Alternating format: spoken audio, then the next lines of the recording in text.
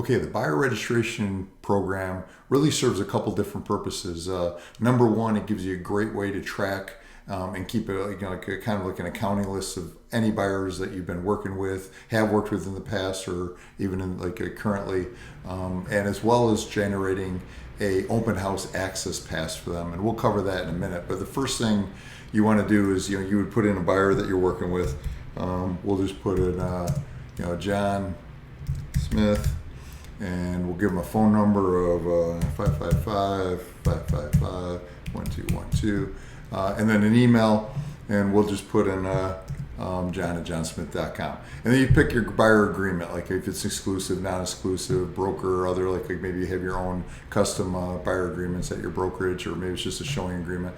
I'm going to say this is an exclusive one. Now we're going to say that it starts, whatever we'll say, it started Friday, September 20th. And it's going to end, we'll go a year out, and we'll say it's going to end a year from now. Now, the allow searchable, what that is if you want other agents that belong to the MLS to be able to search by phone number to see if maybe that customer, that buyer, has already told them that they're not working with anybody, and they could type in the phone number under the search all registrations and they can see if they're working with you. But if you want to keep this private, and you only want yourself to be able to see this, you can just make this allow searchable no. So it's your choice, but then you just register the buyer, and it'll tell you if it was successfully registered and ready for another one.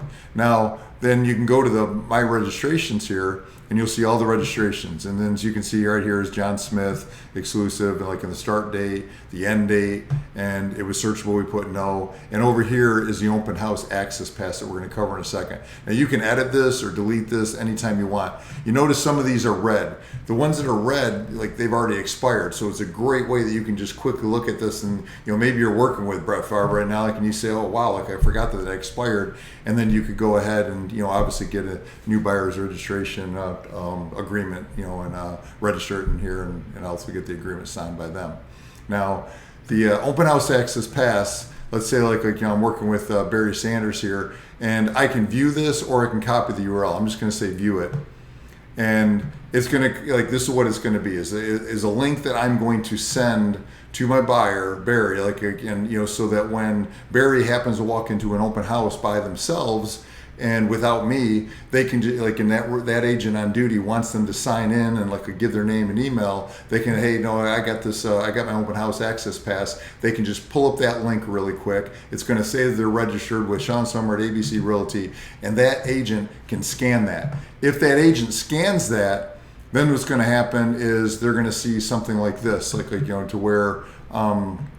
It says open house access pass, Barry Sanders is registered buyer with Sean Summer. It's got my phone number, my email, any contact information, and that agent can save that to their phone. If they do save it to their phone, it also adds a note in there saying Barry Sanders just toured the property and is an exclusive contract with Sean Summer. So that way they can remember who they are and their own system.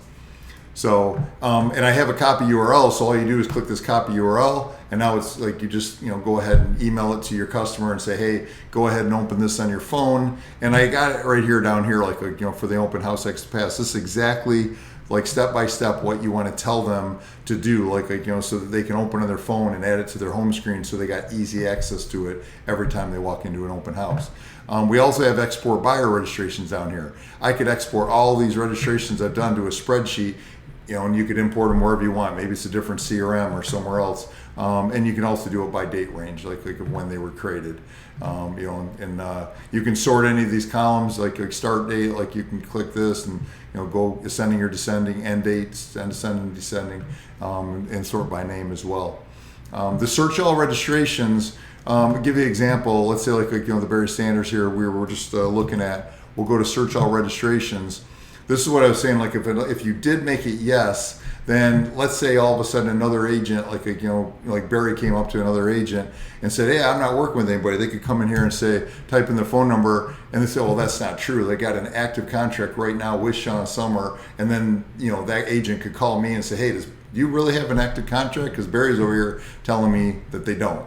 So again, your choice. Like if you want privacy, then only you can see them. Then you can do that. The office registrations, only a broker would be able to see that, because it's just for the office. But anyway, hopefully that helps.